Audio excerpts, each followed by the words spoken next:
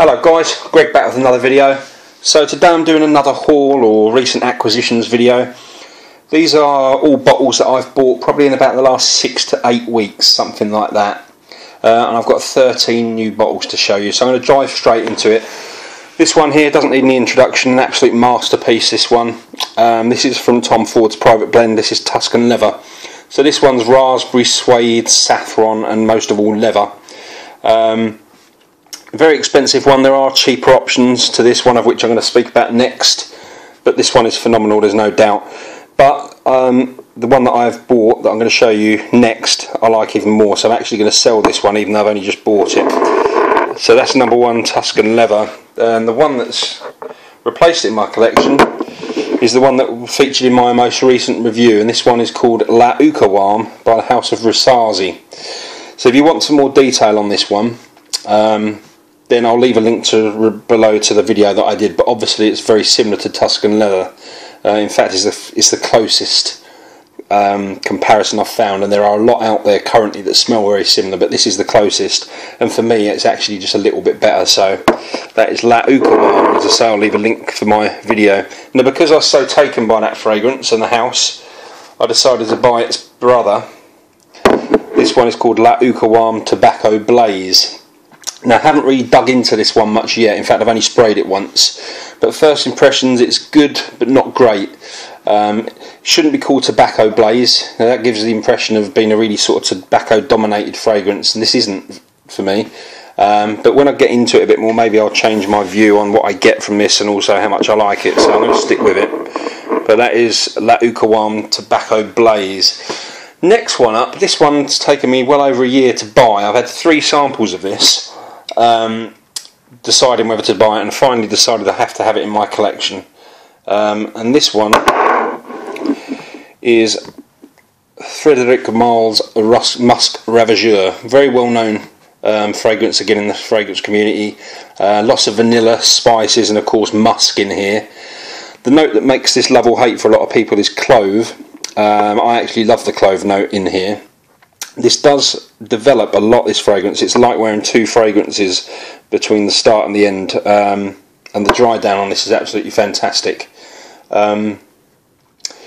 This one I actually love every stage of it, but some people are put off by the top, but I think it's great. So that's Musk Ravageur.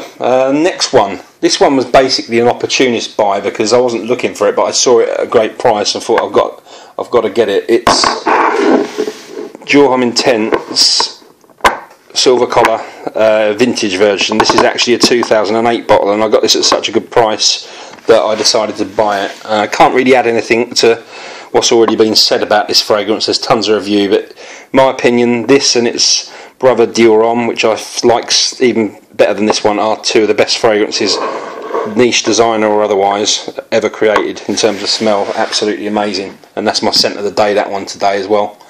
Next up, fragrance from Comme des Garçons. This is called Incense Avignon. This one basically smells like a church. It's incense, frankincense and myrrh in here. It's got a lot of other notes in here. I think it's got vanilla and patchouli, but for me it's just a smoky incense wood fragrance. It is an excellently blended fragrance. It's from perfumer Bertrand de Chevaux, so he doesn't make rubbish fragrances, but I'm not sure how often I'm going to want to smell like a church, so this one will also be one that I'll probably stick on my to sell list, but it's a good fragrance nonetheless. That is Incense Avignon by Comme des Garçons. So next up I've got 2 fragrances from a really great indie house called Imaginary Authors. So I got in touch with the perfumer Josh Meyer, a few months ago. Great guy. Definitely suggest you go to the Imaginary Authors website and order yourself a sample pack. If you're in the UK, shipping's only about £7 from the States, so well worth doing. I'll probably buy more of these fragrances, but the first 2 that I have are the Soft Lawn and Mosaic. There we go. Yeah, absolutely fantastic, both of these. I'm going to review them both, so I'll just give a brief outline. But Mosaic, this is it's a very fresh, aquatic, woody fragrance. The key note in here is petitgrain, and because of that, I think this one gets compared to Xerjoff Neo. Now, I've only had a sort of one spray in the store of Neo, so I can't really comment on whether they are similar, but this is great, and this is actually my favourite one from the house. The other one, the Soft Lawn. Now this is just a piece of art in my opinion. This one brings to you a note that you'll never have smelt before, and you can see it on there. Fresh tennis balls, and you've got clay court on there. May not sound that great, but that tennis ball note mixed with a really authentic grass accord makes this a stunning fragrance. As I say, I'll talk about this much more when I do a full review, but I absolutely love it, and I think he's doing a great job, Josh Meyer, on that house. Next one, what shall I do? Yeah, this one's one that I'd never heard of until I got a sample from my friend Keith on Facebook a few weeks ago. I was so impressed I had to go and find a bottle of this. And this is called Brazil Dream for Him by Estee Lauder. One that probably most of you never heard of. As I say, I hadn't heard of it at all. This is a really great woody spicy fragrance. It's unsurprisingly, it's inspired by Brazil.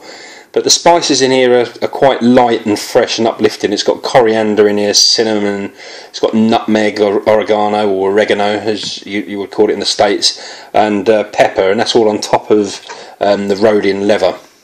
Very interesting blend of notes, highly underrated one in my fragrance, in my opinion. If you can find it, I would definitely recommend checking it out. It's very, very good, and it made me look at for a few other Estee Lauder fragrances which I've got coming currently, so we'll see what I think of those. Next one was purchased from a fellow YouTuber, Gary, aka QWERTY OP80. A lot of you will probably know Gary and be subscribed to him. This one is Gucci by Gucci Pour Homme.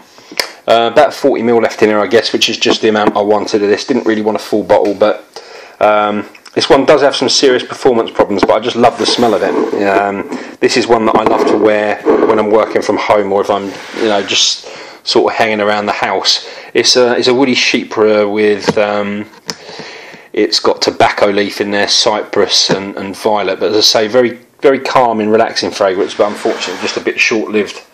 Next one up is this is a really well-known one again in the fragrance community, an awesome vetiver dominated fragrance. This is from Lalique, and this is Encre Noire. One of the best value fragrances out there in my opinion. This cost me £22 for 100ml. If you don't like vetiver, and avoid this, because this is basically vetiver and musk to my nose, but that it is fantastic fragrance. If you've tried Chanel's Sycamore, which is probably 5 times the price of this, they're very, very similar, and I don't see Sycamore as being any better than this one. So that's Encre Noire. Number 12. This is from Andy Tower, and this is L'air du désert Marocain. Now this one again has got loads of excellent reviews on YouTube, so I'm not going to go into too much detail, excuse me, on this. This one's inspired by the wind coming off of the Sahara Desert and mixing with all the spices and the baking in the street markets of Morocco. Stunning oriental fragrance, oriental spicy. One spray of this lasts 24 hours on my skin. Absolutely fantastic fragrance. L'air du désert Marocain. And the last one, last but not least, another one that's a bit underrated and not really talked about, but also excellent. This is from Carolina Herrera, and this is CH Men.